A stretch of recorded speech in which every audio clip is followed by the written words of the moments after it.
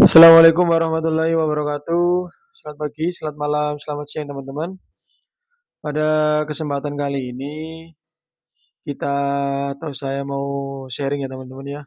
Sedikit pengalaman saja untuk burung-burung kacer yang salto ya teman-teman.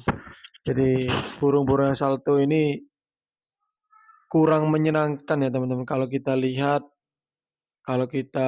pada waktu di lomba ya teman-teman ya.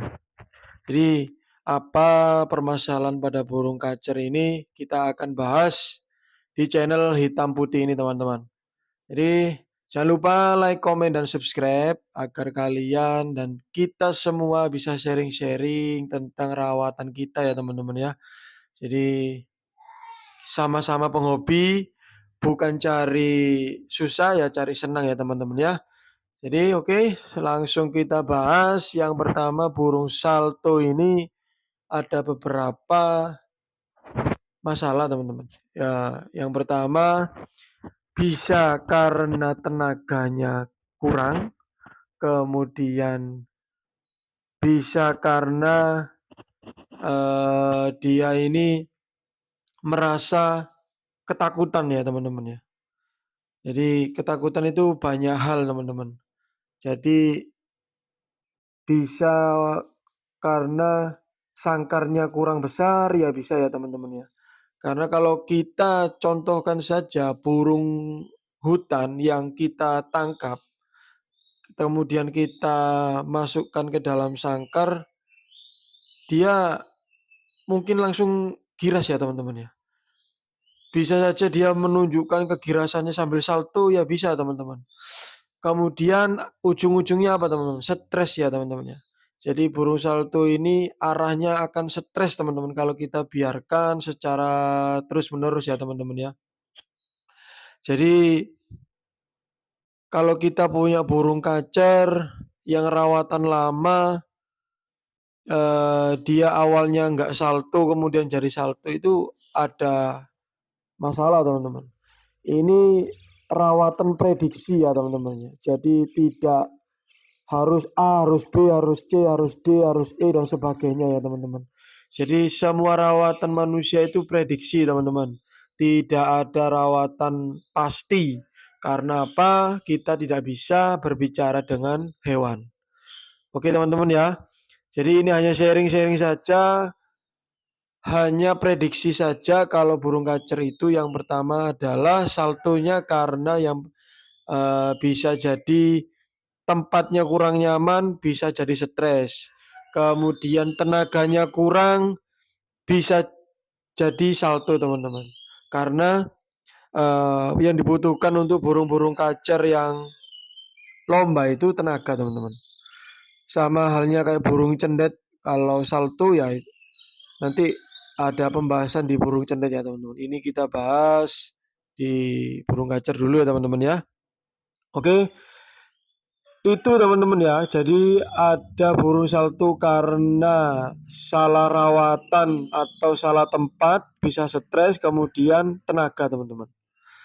Bagaimana solusinya? Ya, ini solusinya mungkin di setiap burung berbeda teman-teman. Tapi ini sesuai pengalaman saja ya teman-teman ya. Kalau untuk burung-burung kacer yang salto karena kurang tenaga, ya kita kasih asupan ya teman-teman. Asupan EF-nya yang bagus. Ya mungkin bisa jadi kasih jangkriknya yang banyak, kemudian tambah kroto, kasih vitamin. Karena EF-nya ini kan banyak teman-teman ya. Jadi kita cari aja yang paling cocok untuk burung kacer kita. Bisa jadi kroto itu bertenaga untuk kacer kalian. Bisa jadi ulet Hongkong menjadi tenaga untuk